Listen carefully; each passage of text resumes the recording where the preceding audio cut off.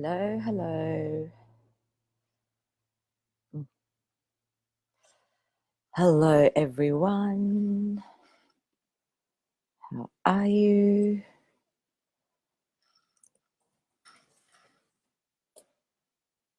All right. So today our topic is how to outcreate the autopilot of your life. So autopilot is basically where we say things or we do things that, like, we say things and we do things again and again and again. And it's like we're just hitting play on like a broken record. It's like some examples are where you have, hey Martina, how are you? Where you have, like, when you tell a story, something that's happened in the past. Hey Gustavs, how are you? When you tell a story, it's like you use the same words. You're like, reciting the story with the similar energy. Hello, Miss Wendy Ann. You're using the same like tone and intonation, and you're kind of using the same kind of jokes and laughs as you tell the story. So it's also places where you meet someone for the first time, and one of the questions like we ask is, oh, what do you do? Autopilot is when you get asked that question, do you go straight into autopilot? Like, oh, I do blah, blah, blah, blah, blah. Another area is when we meet someone for the first time and we ask the same questions, like, what do you do? There's like all these autopilot scenarios in our life that we tend to just kind of, click off for. It's almost like, oh, been there, done that. When in reality, it's not a been there, done that. It's actually like a new possibility for you to be able to create something different. Like with those scenarios, have a look at your life and your living, and perhaps where you kind of do those autopilot little scenarios for you. Now, when we're on autopilot, we are just not being present. We are basically just, it's a bit like copying a file from your computer and using it as a template and, just cutting and pasting it. As soon as someone like asks you a question, or if there's something that you want to choose or be or do, it's like, oh, that question again, bam. Or that scenario again, bam. Yes, Wendy, being present and asking questions. Yes, that definitely takes you out of autopilot. And look, autopilot is not a wrongness. It is just a choice. You can choose to be on autopilot or not. And one of the ways that you can get it around to out creating autopilot is, like Wendy said, ask a question. And what if you could use autopilot to your advantage? And Sharon says, driving, brushing teeth, some habits are useful. And I agree, cliche answer, so dull. Yes, they are very useful and they are required. And we'll get to some of those really cool things that you mentioned, because there's somewhere I'm going with this in regards to autopilot, especially in the day-to-day stuff that we do. Martina asks, what if I've hidden my autopilot so well that I do not consciously notice it, but stops me all the time? Okay, so with that, Martina, what you can do is you can ask for all of the places and spaces that you keep choosing autopilot to unveil and hide them and unhide themselves with total ease. And then you can just run the Access Consciousness clearing statement, which I won't do on the Facebook Live. However, I will put the link in to the clearing statement after I've gotten off this Facebook Live. But that's a really cool way. So then, you'll start to see all of the places and spaces that you are choosing autopilot, and then you can make a different choice. Hello, Miss Renita. Hello, Torgen from Norway. So the the other thing, like with autopilot, it does click in so quickly. It's like an automatic response system that we go to. Now, what would it take for you guys to be aware of when you are choosing to go to autopilot and make a different choice? And that different choice is basically to ask a question. You know, we do get so used to stuff. We get so used to being on autopilot because it's worked before. Well, yes, it may have worked before. And what if there's a possibility that you could create greater if you're willing to be aware of when you're on autopilot or not? So what you can do in scenarios like, because I know when people say to ask me, okay, what do you do? I kind of go, oh God, so many different things. What do I say? You know, how do I explain it so they can hear it? Even asking a question like, okay, so what are they willing to receive here? And mix it up a bit. Like I think for the last 10 people that have asked me, what do you do? I've given them 10 different answers, all relating still and relevant to exactly what it is I do. However, I did start to ask, okay, what can they receive? You know, what are they willing to hear? And as soon as I ask that, it's like, right, then there's this energy of, okay, those words, these words, okay, talk about this, talk about that. And it'll start to come up automatically after you ask that question. So Sharon mentioned before, you know, all of the day-to-day things. It's funny because this Facebook Live was created while I was putting out my washing.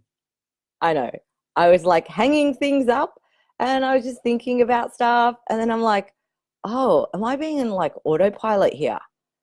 And I started to realize, I started to look at like our everyday living, all of the things that we do, like, you know, even waking up.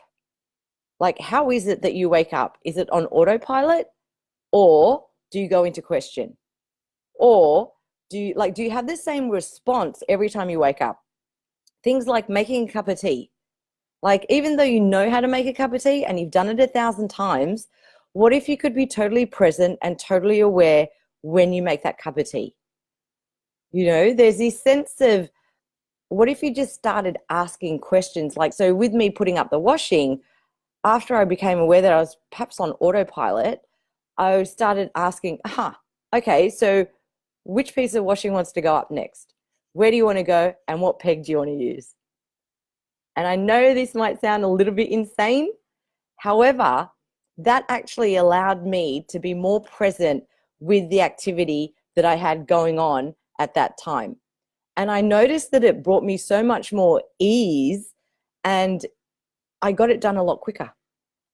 So, you know, even with like, I think I mentioned this on a call I was on with Catherine McIntosh, the art of the 10-second question is one of the things that kind of got me started on this whole autopilot thing as well was, you know, after you have a shower in the morning, like my bathroom has 2 towels, one on the door and like one on the rail. And for most people, they just pick the towel up that's on the rail, so to speak, and off they go. And I remember getting out of the shower one day and going, oh, which towel would be the greatest contribution today? And it was the one on the door. So I used the one on the door. So now it's been about 6 weeks since I've been asking like the whole towel question. But my point is that, you know, by asking that question, it's kind of changed. It got me to be present with what would be the greatest contribution. And that question changes everything. As in, you know, there'd be another dimension where if I chose the towel on the rack, it could have been same. But that got me into question. I was present with what was required and I chose the towel on the door. I hope this is making sense to people. It made sense to me when I was putting up my washing and when I chose the towel on my door. So it's like, start looking at your day-to-day living and where you're on autopilot. And, you know, start asking yourself some questions about what would it take for me not to be on autopilot with total ease, and then run the clearing statement. And every time you make a choice for every 10 seconds, what would it take for you to be present and aware with the choice that you've made and the choices that will come after? Because it's not just one choice that's going to go bam, boom. It's going to be a whole range of choices that get you creating the reality that you know is possible.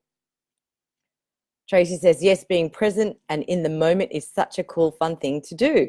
Yeah, and it's a very different space, Tracy, because there's almost like this sense of you're present in the moment, and like at the same time, you're aware of everything going on.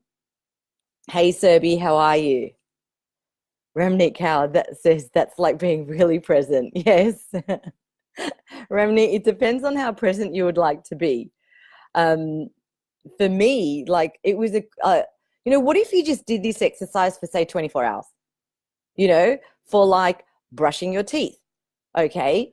So some random questions you could ask to be more present is, okay, do I brush with my right hand or my left hand? Like what will contribute more? How much toothpaste on there? And what will start to happen is you won't even have to ask those questions. You'll actually be the question. And what that is like you won't have the question run in your head or have to ask it.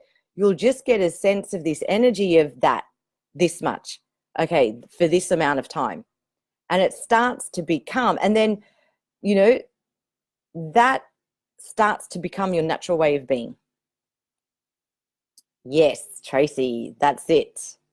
Yes. So you actually start to exercise being present by asking questions. And then you start to be the question, and you start to be that wonderment and that sense of infinite possibility. It's like, hi, Alejandra. Hanging out the washing, making your tea, your day-to-day living. Like, how can you use the things that you think are totally irrelevant to your advantage with total ease? Because what I'm sharing with you today, you can pretty much start straight away.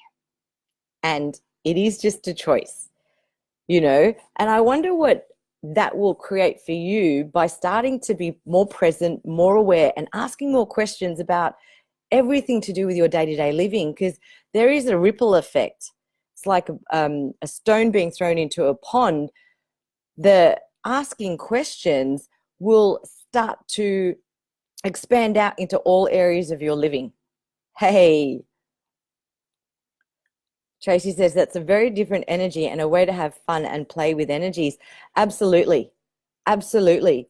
And the more present you are with your like every day-to-day living, the easier it's going to be to expand that out into like, your employment or your work or your creations or co-creations, business, your social life, your relationship, everywhere else, So that's my little tip for today. A short little Facebook Live. So if you guys are into, wanting to be more present and have more awareness and have more ease in your living, what would it take for you to start, asking more questions for all of the choices you make in your everyday living? Sharon says, personally, I like washing and so hate dishes.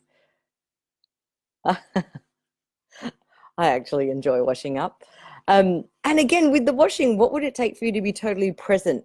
Like, and when you're there, like have gratitude for the dishes that just provide you this really cool, platform to eat from, and the knives and forks that contributed to eating like cleaner. It's like being present and aware of what you're choosing and what you're creating. And it starts with the little things. It starts with the little things like making a cup of tea, putting your washing out, brushing your teeth, having a shower, waking up in the morning. Because the more you can start to be the question, like I said, it's going to expand out into everywhere. And you will have so much more ease in your living. Sharon says Tracy is cool. Yes, she is very cool. You're welcome, Ramneet. You're welcome, Margaret. I'll be more than happy to wash your dishes, Sharon. $1,000 an hour, and you can have me. Cool. So if you guys would like more tips and tools and tricks and processes, I do have free weekly live streams that I run called Let's Create Magic, and there's a really cool Facebook group as well. And I'll put all of those links up on when this Facebook Live is done. So thank you so much, so much, so much for being on live. And, you know, I wonder how much this will contribute to you guys and being present and aware with total ease. Have a great night, everyone. Thank you. Bye.